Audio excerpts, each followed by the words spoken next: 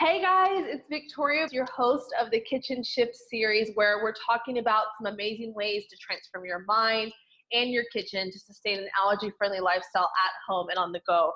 And so today I want to welcome Pam Holland, who's the founder of Mindful Decluttering and Organizing. And she's a speaker, she's a teacher, she's a professional organizer, which is what we're going to be talking about today. And she's a transformational coach. And she just, I'll let you talk about yourself, Pam, because I want to make sure I do you justice. But I know that one of your passions is really to help people flourish and just to break themselves free of what happens when we feel overwhelmed by clutter, right? So I just want to say welcome.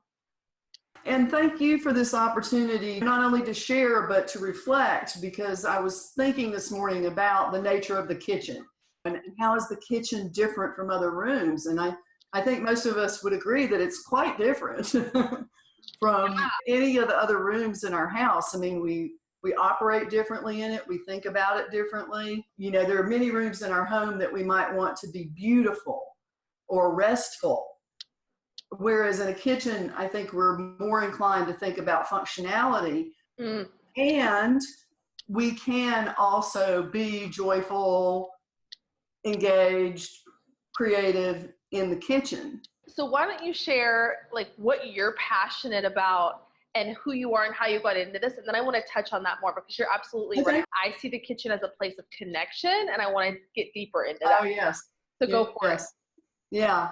Well, when I began Mindful Decluttering and Organizing in 2005, the reason I chose the name was because it seemed to me that in order to really be successful long-term with decluttering and organizing, you have to go deeper than just the surface stuff, right? You have to get in touch, and you may not know that at first or wish to claim it, but if you don't get in touch with why you're frustrated, what's holding you back, why do you repeat the same negative habits in your kitchen or anywhere, then you're not going to be happy with yourself and be able to create new productive habits. You won't even be able to identify what new habits you need to create if you're not approaching it mindfully and with awareness.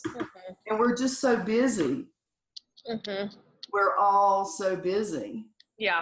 No, you're right. We are. It's such a that's such a good point, because I feel like we're so busy we don't even notice the space around us.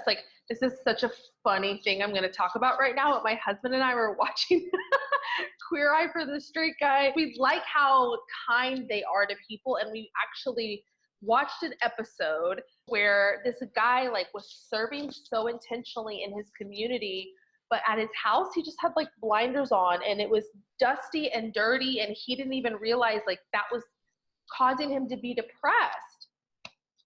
So I don't know, I just thought that was a good segue. So I mean, with you in general, what do you think happens whenever we don't organize? What are some emotions that can come up, and how can it affect us? What have you seen with your clients? Well, you know, it can manifest in a lot of different ways, but certainly overwhelm is one of the very common things that I encounter, and not knowing where to start, and just the task feeling so large that you just give up. Yeah. And I am not a good cook. My husband is a good cook. And so I don't really enjoy, I have not traditionally enjoyed being in the kitchen and doing prep work. But I have a dear friend who loves to cook, and she spoke to me one time about how when she chops, how she loves chopping. And so I'm like, seriously?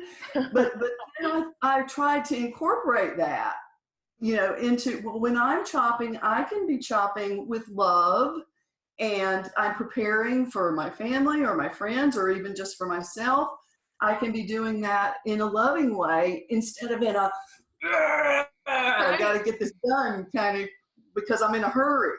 Yeah. Yeah.